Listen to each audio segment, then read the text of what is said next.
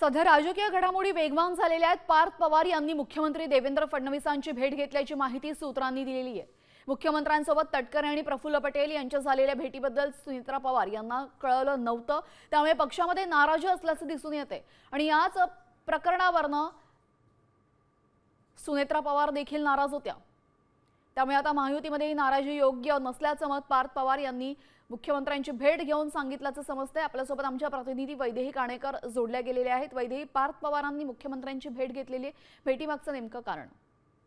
नक्कीच आपण बघतोय की पार्थ पवार यांनी रात्री उशिरा मुख्यमंत्री देवेंद्र फडणवीस यांची भेट घेतली असल्याची माहिती विश्वसनीय सूत्रांकडून मिळत आहे। एकूण जर बघितलं तर मंगळवारी ज्या पद्धतीनं हे जेव्हा वर्षा बंगल्यावर दाखल झाले होते त्यावेळेस तटकरे आणि प्रफुल्ल पटेल देखील त्या ठिकाणी उपस्थित होते आणि एकूणच या बैठकीमध्ये काय चर्चा झाली या संदर्भात कुठलीही माहिती जी आहे ती सुनेत्रा पवार यांच्यापर्यंत पोहोचू शकली नव्हती। म्हणून सुनेत्रा पवार यांनी बैठकीत नाराजी देखील व्यक्त केलेली होती, कारण पार्थ पवार आणि सुनेत्रा पवार यांना या संदर्भात या बैठकी संदर्भात कुठलीही माहिती नव्हती आणि हीच नाराजी घेऊन पार्थ पवार यांनी देवेंद्र फडणवीस यांची भेट घेतली असल्याची माहिती मिळत आहे।